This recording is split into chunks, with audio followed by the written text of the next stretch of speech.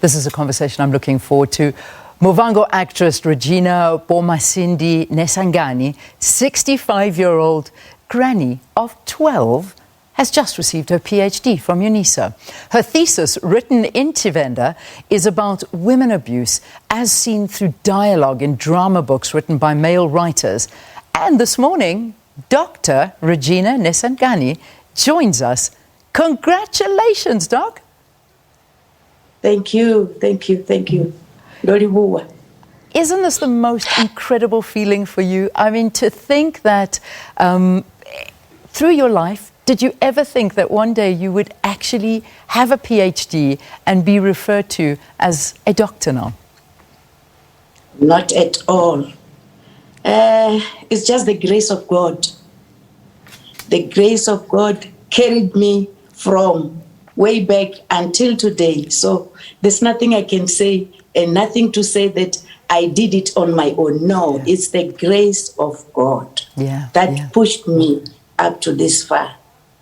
Well, I mean, the question is, I wanted to ask you what inspired you to study further. I think you've answered the question as to what got you through, and that being the grace of God. But what was the inspiration by studying, especially at your age? Why did you want to go and do something like this? The issue of gender-based violence triggered my heart way back in the 70s while I was still young. I could hear women gossiping about the behavior they got in their families, gossiping about what men do, gossiping about everything that they meet in their different families. So it grew in my heart until one day while I was doing my master's, I had a lady who was doing the interview from SAFM.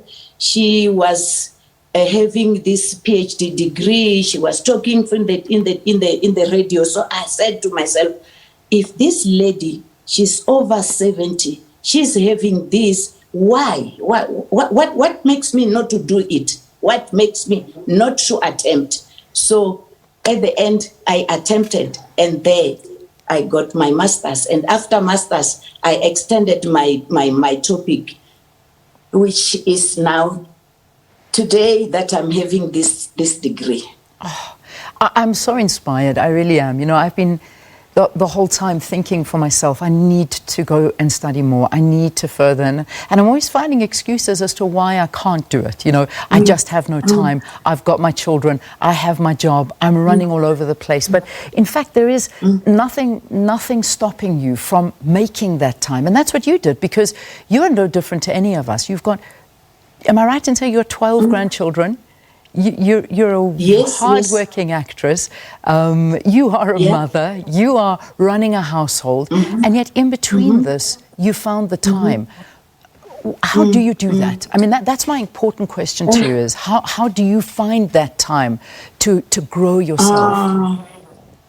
I think everything is on time management. You know, I'm a mother. Yes, I must know what to do in the family. I must know all my responsibilities in the family and put it aside. Go now to work. I must read the script. I must take out everything that I see from the script and do it thoroughly. Time. I must put aside the script and go on with the studies.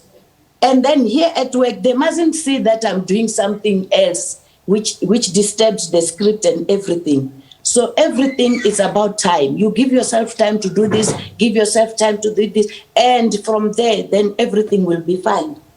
Not that I'm perfect, I'm not perfect, but time management helped me to achieve this degree. So let's talk about your actual thesis, because it really is very interesting, and I must say this speaks to me, because in my old life I actually did study drama, and this is where I come from, is a wonderful drama background. And your thesis is about how women continue to be portrayed in a negative light by mostly men authors and male authors. Talk to us about this. What actually pushed you? What was that final push where you thought, I can't do this anymore. Something needs to be said. Yeah, what I did was to voice out. I was trying to voice out what I was hearing, what I read, because these men who wrote all those drama books, they portrayed women to be stupid people. They portrayed women as people who don't think. They portrayed women as people who don't take decisions on their own.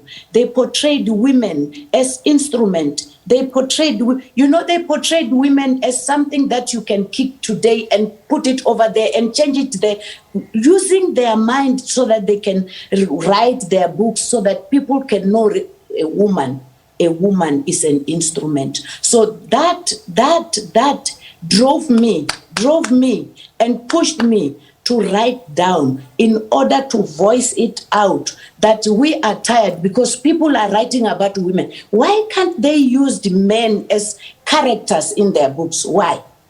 Why? What is it that made them not to write about men but use women? What's wrong with a woman?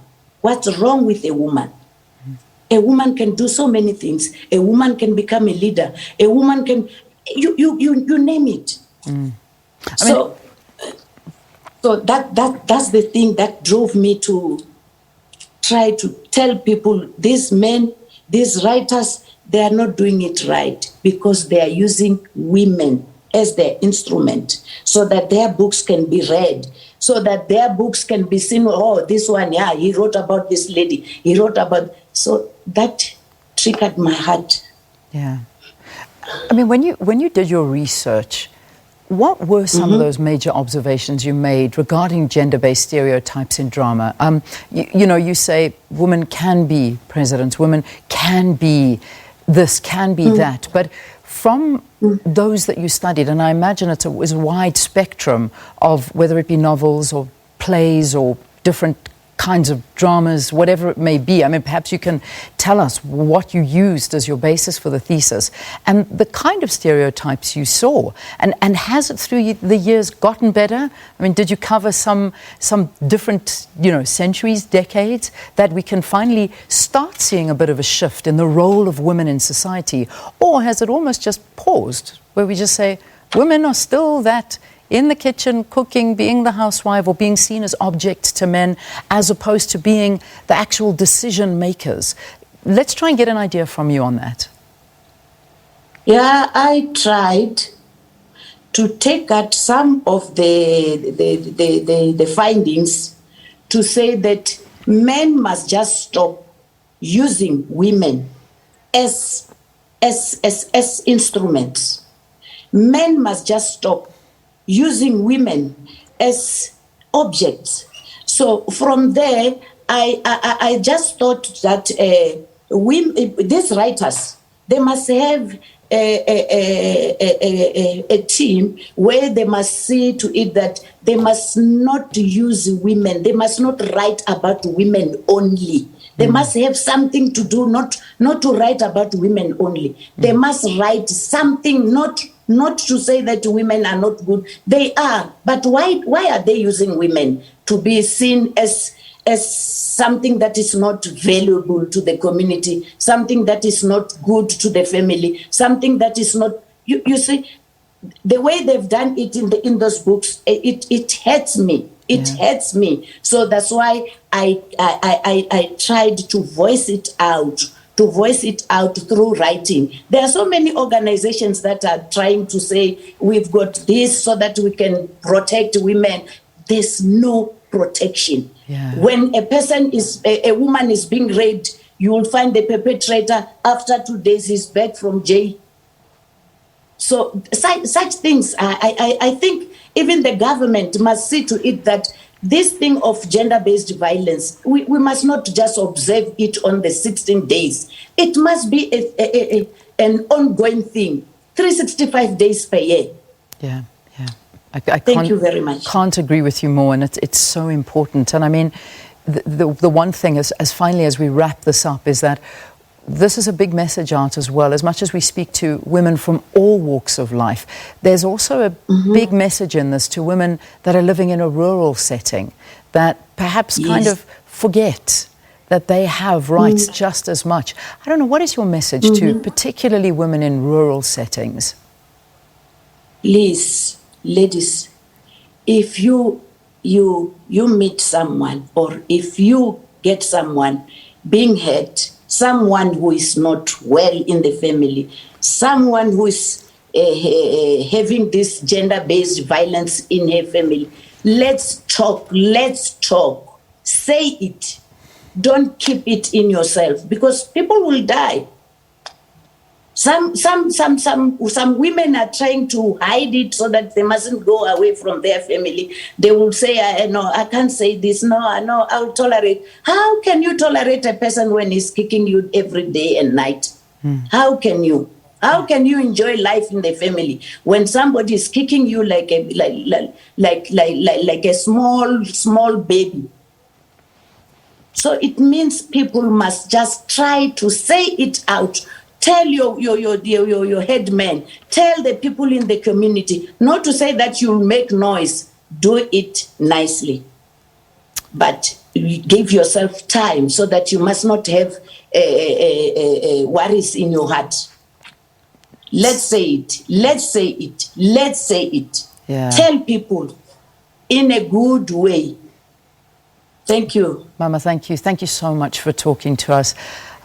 Such a pleasure speaking to you. And again, I can't congratulate you enough for what you've achieved and being such a big voice, because I know a lot of women are going to be listening to you. Thank you.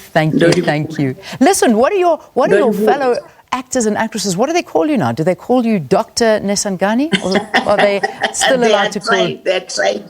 Have they tried? They're doing it. I'm sure they have. Doing it. And you best make sure they keep on calling you doctor.